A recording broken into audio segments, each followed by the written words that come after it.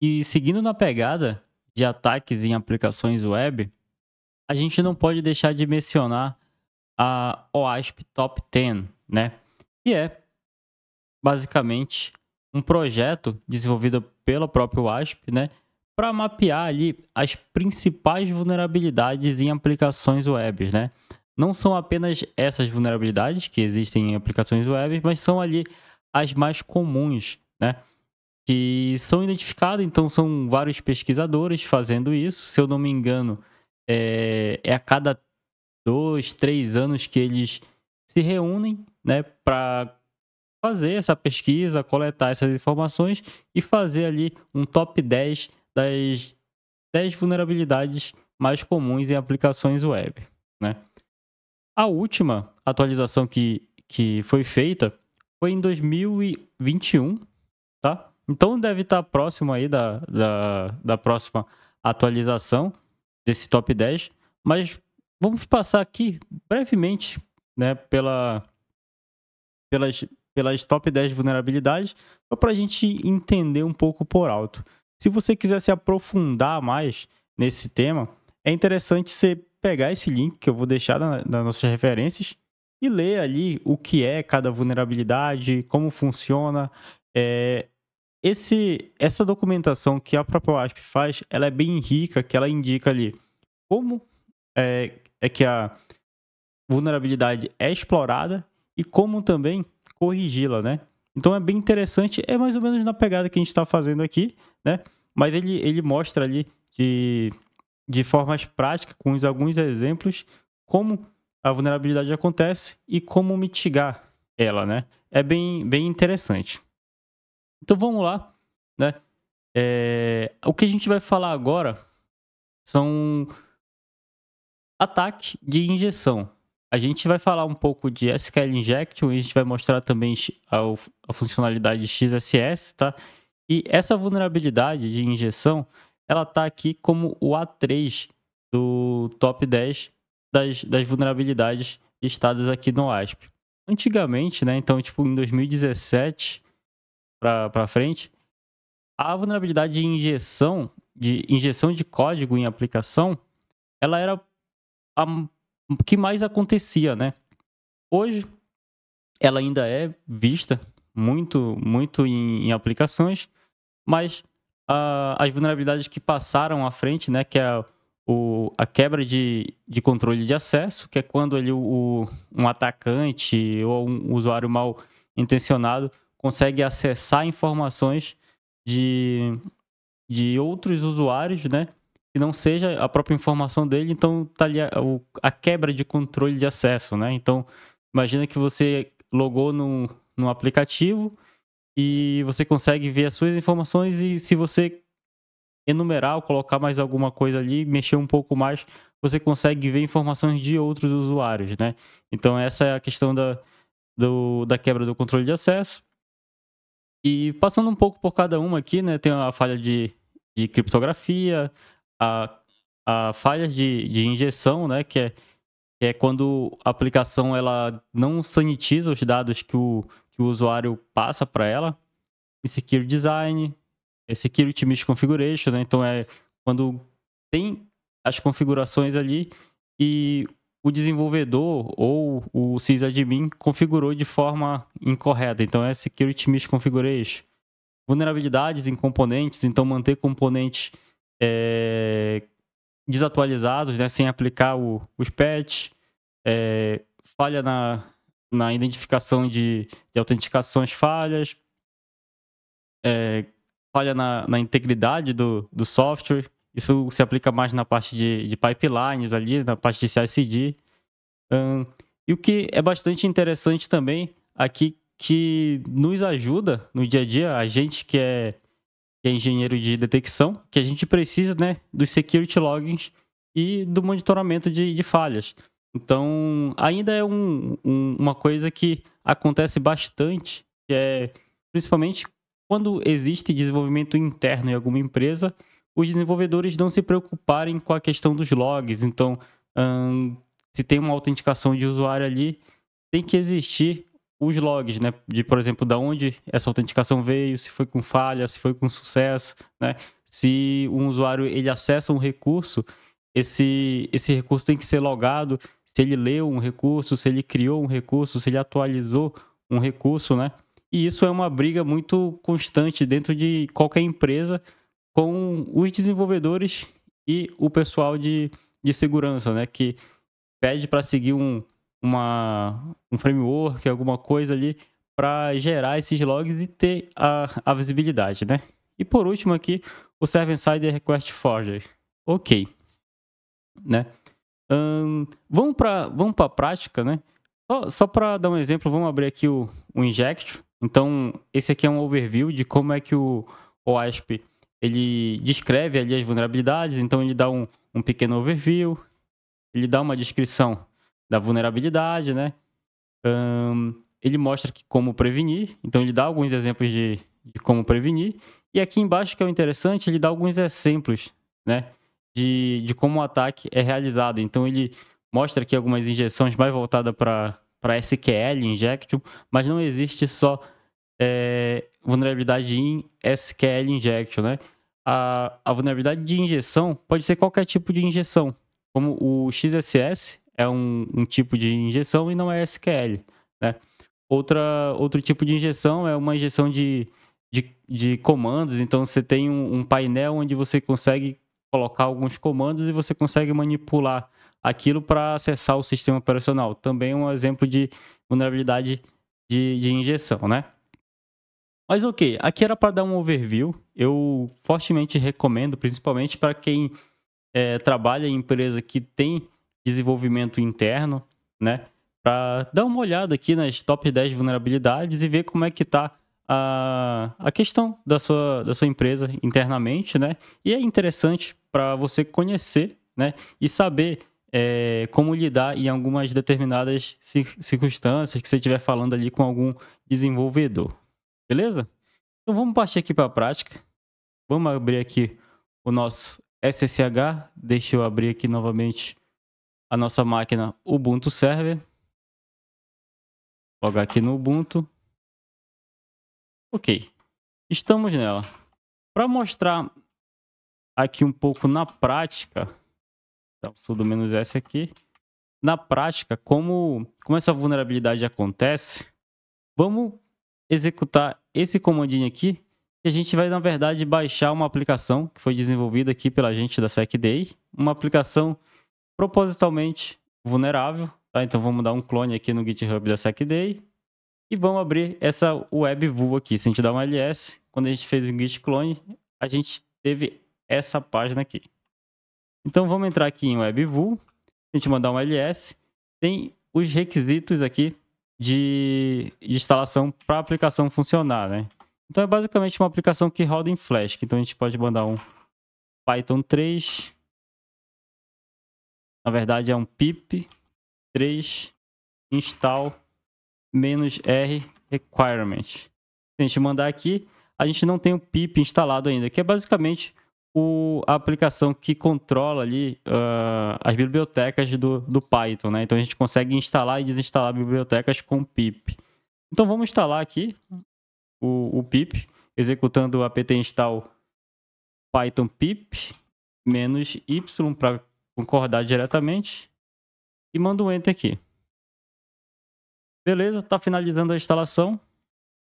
Agora sim, se a gente mandar aqui um pip 3 install -r requirement, ele vai instalar o Flask para a gente. Beleza? Se ele mandar aqui, vocês vão ver esse final aqui de sucesso, quer dizer que foi instalado o Flask. Vamos limpar a tela e vamos entrar aqui em app, manda um cd app e executar esse comando aqui, ó. Vou mandar um python 3 app.py, tá? E vocês mandem esse comando de dentro da pasta mesmo, porque senão o app ele não vai funcionar corretamente aqui para demonstração. Beleza? Então vamos abrir aqui o nosso aplicativo. Né? Quando a gente manda o enter, ele mostra aqui onde ele expôs a nossa aplicação. Então ele expõe a nossa aplicação na porta 9090. Então é só vir aqui, fechar e acessar a aplicação. Aqui, basicamente, é uma aplicação que tem um login e senha. E se a gente colocar aqui o usuário admin, uma senha qualquer, ou qualquer outro usuário, ele vai dar usuário ou senha incorretos. Imagina que essa é uma aplicação que a gente não sabe nenhum usuário e senha, e a gente está testando ali para ver se tem alguma vulnerabilidade, né? Então, imagina que a gente começa a testar, colocar algumas coisas, e a gente coloca aqui um aspas duplas no usuário e coloca a senha qualquer coisa aqui, e dá um Enter. A aplicação dá um erro. Normalmente, quando a gente tem algum formulário, seja de login ou seja algum outro formulário, que a gente submeta um caractere, por exemplo, um aspas simples ou um aspas duplas, ou algo do tipo, e ele retorna um erro aqui interno, isso é um forte indício para saber se a aplicação é ou não vulnerável a SQL injection, tá? Então, como ela retornou um erro aqui, ela possivelmente tem um SQL injection nela. Vamos entender melhor o porquê o SQL injection acontece olhando diretamente no código da aplicação. Eu vou abrir o código da aplicação para vocês aqui no VS Code. Vocês não passei a instalação do VS Code, não é necessário, mas é mais para vocês entenderem um pouco aqui. Vamos entender um funcionário da aplicação. Esse aqui é o código da nossa aplicação, daquela aplicação que está lá na web. Então, ela faz alguns importes aqui, né? O primeiro erro já seria aqui uma senha aqui chumbada diretamente no código, mas a gente não vai se preocupar com isso agora. Vamos só entender um pouco do fluxo do código, né? Deixa eu abaixar um pouco isso daqui. É o quê? Quando a gente acessa a aplicação diretamente no barra, né, que é aqui, quando a gente acessa aqui o barra, o que ela faz? Ela manda aqui a página de login, certo? Por quê? Tem nessa rota aqui barra, ele fala, se o usuário não tiver uma sessão, se o usuário tiver uma sessão, no caso, ele manda aqui para a página de livros. Caso o usuário não tenha uma sessão, ele manda para a página de login, né? Que é essa página HTML aqui do código. Então, se a gente olhar a página, né, ela tem aqui um formuláriozinho de login e senha. Então, ó, quando a gente coloca o usuário, né, então o username aqui e a senha, e a gente aperta um submit, ele manda essas informações para essa URL aqui, barra validar, né? Então, quando a gente manda aqui um usuário qualquer e uma senha qualquer, se a gente olhar aqui em cima, ele manda aqui para o barra validar. Essa parte do código valida se o usuário e senha é correto ou não e retorna aqui. Então, vamos olhar essa parte do código, que é o barra validar. Que é essa rota aqui, ó. Então, essa rota é um barra validar e ela aceita métodos post. O que ela faz? Ela pega aqui o usuário e senha, né? Faz alguns trabalhos aqui, mas o mais importante é essa linha aqui, 27, que é exatamente a linha que está vulnerável. E basicamente, o que ele faz? Ele faz um select asterisco from where username. Aí, o que acontece? Ele pega esse username diretamente do que é passado ali do usuário. Ó. Ele pega aqui o username diretamente do que é passado do usuário e concatena aqui. Então, ele adiciona o que vem do usuário e coloca aqui dentro da string de SQL, né? E depois ele pega a senha, adiciona aqui também e ele faz uma conexão no banco de dados com essa chamada aqui, né? Exatamente com essa chamada aqui. Qual é o problema disso, né? O problema disso é que o usuário ele tem o poder aqui de manipular essa string que está sendo passada aqui no username, né? Como a gente viu. Aqui a gente pode colocar qualquer coisa, pode quebrar aqui e passar qualquer coisa que a aplicação aceita, né? Por isso que a gente está conseguindo quebrar a aplicação aqui. Para entender um pouco melhor ainda, para caso tenha ficado alguma dúvida, vamos entrar dentro desse banco de dados aqui, tá? Então, essa aplicação ela utiliza um banco de dados SQLite, é um banco de dados relativamente pequeno, né? Simples ali, é mais utilizado para aplicações que não guardam dados sensíveis ou para laboratórios como a gente está fazendo aqui. Então vamos olhar esse banco de dados aqui direto no código aqui na nossa máquina Ubuntu. Para isso, ó, vamos dar um Ctrl C aqui e manda um ls aqui. Vocês vão ver que tem esse carinha aqui, out.db. Se a gente mandar um file out.db, a gente vai ver que é um SQLite 3 aqui, é um banco de dados SQLite 3. Para a gente conseguir entrar nessa base de dados, a gente precisa instalar o SQLite. Para a gente instalar, é só executar esse comando aqui, apt install SQLite 3 -y. Instalou, ok. Vamos entrar dentro desse banco de dados. Então manda aqui SQLite 3 e o banco de dados. Estamos dentro do banco de dados. O SQLite, ele é ligeiramente um pouco diferente do MySQL que a gente utilizou nas últimas aulas. Mas a gente pode dar um ponto .help aqui. Ponto .help. E ele dá aqui a lista de comandos que a gente pode utilizar dentro dele, tá? Para ver algumas informações. Para a gente ver as tabelas que existem no SQLite, a gente pode dar um ponto .table e a gente tem aqui a tabela, né? Então, deixa eu fazer o seguinte. A gente vai executar exatamente a mesma chamada que a aplicação tá fazendo aqui, né? Deixa eu pegar aqui a chamada na aplicação. Então, ó, vamos dar um Ctrl C aqui até o username. E vamos dar um outro Ctrl C aqui no end password. Né? Então, username alguma coisa, end password alguma coisa, né? Isso daqui é controlado pelo próprio usuário. Então, ele coloca aqui um usuário admin, end password admin, coloca um ponto e vírgula aqui no final para finalizar, né? E manda o enter. Ó. Não retorna nada. Se a gente só mandar esse select asterístico from users aqui, a gente vai ver que existem alguns usuários. Ó. Esses são os usuários que estão no banco de dados, né? Então vamos repetir novamente a nossa string de conexão aqui, que é o que está lá na aplicação, e vamos começar a imaginar o que um usuário pode fazer tendo esse acesso, né? Ele conseguindo mandar diretamente na aplicação.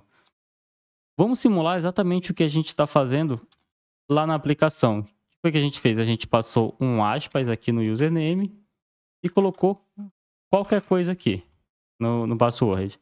Quando der um enter, ó, não acontece nada. Ele trava. E o que aconteceu aqui? Ele travou o meu banco de dados. Então, quando eu passo aqui um aspas e coloco qualquer coisa, ele dá um erro. Ó, deixa eu ver aqui. A aplicação, a gente parou a aplicação, né? Mas beleza. Ele dá um erro. Por isso que ele retorna aquele internal server erro. E ele faz uma string errada aqui no banco de dados e retorna um erro. Para a gente sair daqui, manda um Ctrl Z, tá? E vamos acessar novamente o banco de dados aqui e vamos copiar novamente a nossa string aqui de conexão. Deixa eu mandar um Ctrl L para limpar a tela aqui e vamos colar. Beleza, né? Mas o atacante ele não quer simplesmente dar um erro na aplicação, né? Ele quer conseguir logar. E o que ele pode fazer? Ele tendo esse acesso, ele pode colocar aqui um user errado. Aí ele fecha, coloca mais aspas aqui para fechar a conexão. E ele pode mudar um pouco a lógica dessa string. Pode colocar aqui, por exemplo, um O1 igual a 1. Né? O famoso O1 igual a 1. Coloca aqui o ponto e vírgula para finalizar a string e coloca um traço aqui. Essa sintaxe aqui, o que a gente tá falando? Isso daqui foi enviado pelo usuário. Né? Então, isso aqui está sendo enviado pelo usuário. Ok?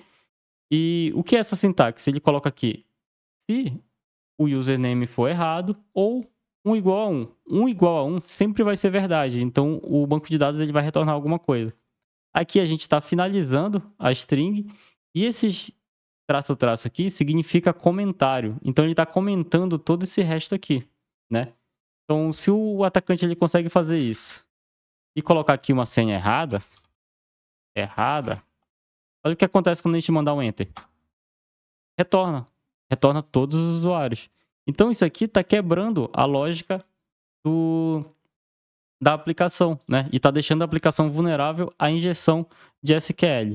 Se a gente mandar um quit aqui e a gente subir novamente a aplicação aqui, Python app.py, e vamos fazer exatamente o que a gente fez aqui, ó. Vou copiar exatamente o que a gente fez aqui. Ó, copiar. E vamos abrir a aplicação. Deixa eu dar um F5 aqui. Ó, eu vou simplesmente colar o que a gente fez. Passou o user errado, ou 1 igual a 1, comentou e colocou aqui qualquer senha. Quando eu mandar um enter, ó, estou logado. Então, eu consegui autenticar sem saber usuário e senha, por conta desse problema aqui, que é o quê? A string ela não está sendo sanitizada. O que é sanitizar? É pegar ali e escapar todas as possíveis strings que sejam que façam ali a nossa string de conexão quebrar, né? Então, primeiramente, isso aqui não deveria acontecer, né? Então, a própria aplicação não deveria aceitar um aspas. Poderia colocar ali que só aceita letras e números ou arroba, né? Para não correr esse risco. Ou utilizar algum framework para fazer essa sanitização aqui da entrada do usuário. Ou os dois, né? Quanto mais camadas de segurança, melhor para a aplicação. Beleza? Então, a gente entendeu aqui como é que funciona um SQL Injection, beleza? Agora, na próxima aula, a ideia é a gente ver como é que a gente conseguiria detectar um ataque de SQL Injection no nosso ambiente, né? Simulando ali que, beleza, o primeiro ponto é a aplicação não subir vulnerável.